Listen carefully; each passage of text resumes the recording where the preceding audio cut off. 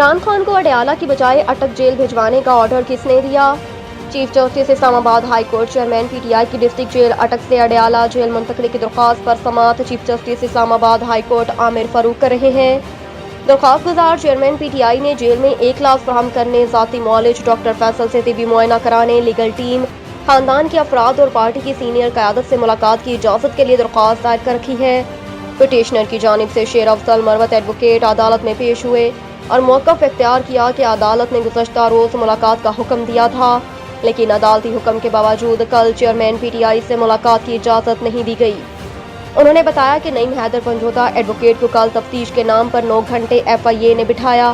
آج خواجہ حارث کو بھی ایف آئی اے نے طلب کر رکھا ہے۔ اس طرح سے بٹھانا غیر قانونی حراست میں رکھنا ہے۔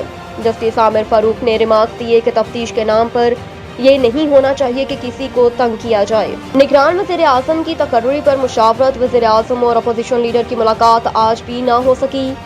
ذرائع کے مطابق راجہ ریاض مصروفیت کے باعث آج وزیر اعظم سے ملاقات نہیں کر سکیں گے۔ نگران وزیر اعظم کی تقرری پر مشاورت کے لیے وزیر اعظم شہباز شریف اور اپوزیشن لیڈر راجہ ریاض کی ملاقات آج طے تھی۔ اس سے قبل نگران وزیر اعظم کے تقرر پر قومی اسمبلی میں قائد حزب اختلاف راجہ ریاض نے گفتگو میں کہا کہ ابھی تک وزیر اعظم شہباز شریف سے کوئی مشاورت نہیں ہوئی، ساتھیوں کے مشورے سے 3 نام فائنل کر لیے ہیں۔ علاوہ ازیں وزیر اعظم شہباز شریف کا کہنا تھا کہ نگران وزیر اعظم کا فیصلہ اجتماعی مشاورت سے ہوگا۔ مشاورت کے بعد جو نام سامنے آئے گا اس پر لیڈر آف اپوزیشن سے بات کروں گا۔ شہباز شریف نے کہا تھا کہ نگران وزیر اعظم کے لیے ابھی تک کوئی نام شارٹ لسٹ نہیں ہوا۔ نواز شریف سے اس معاملے پر مشاورت ہو رہی ہے۔ ہماری کوشش ہے کہ نگران وزیر اعظم ایسا ہو جو قابل قبول ہو۔ کیا ہم غلام ہیں؟ عمران خان کے خلاف کیس کے دوران سپریم کورٹ کے ججز اور وکیل میں شدید گرما گرمی۔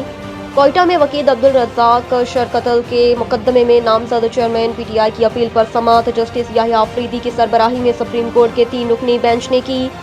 دوران سماعت شکایت کنندہ کے وکیل امان اللہ کنرانی نے بینچ کے 2 اراکین پر الزامات عائد کرتے ہوئے کہا کہ جسٹس مظاہر علی نقوی نے غلام محمود ڈوگر کیس میں انتخابات پر از خود نوٹس لیا، جبکہ جسٹس حسن نصر رضوی جونیئر جج کے طور پر تعینات ہوئے۔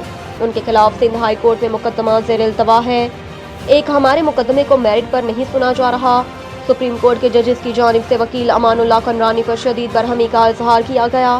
جسٹس مظاہر نقوی نے کہا کہ آپ کو اجازت کس نے دی ہے کہ اس طرح سے ہمارے بارے میں بات کریں؟ جسٹس مظاہر نقوی نے کہا کہ آپ کو آج ججز پر الزامات لگانے کے لیے خصوصی ذمہ داری دے کر بھیجا گیا۔ جسٹس مظاہر علی نقوی نے کہا کہ آپ نے جو الزامات لگائے اس کا جواب دینا ہوگا۔ ہم کمزور نہیں ہیں، جس پر وکیل امان اللہ نے کہا کہ جج صاحب آپ چلائیں مت، میں آپ کا غلام نہیں ہوں، عام شہری ہوں اور مجھے رائے کی آزادی حاصل ہے۔ نیپرا نے کے الیکٹرک صارفین کے لیے بجلی مہنگی کر دی۔ نیپرا کی جانب سے جاری اعلامیے کے مطابق کے الیکٹرک صارفین کے لیے بجلی 2 روپے 31 پیسے مہنگی کرنے کی منظوری دے دی گئی۔ نیپرا کے مطابق بجلی کی قیمت میں اضافہ جون کے فیول ایڈجسٹمنٹ قیمت میں کیا گیا ہے۔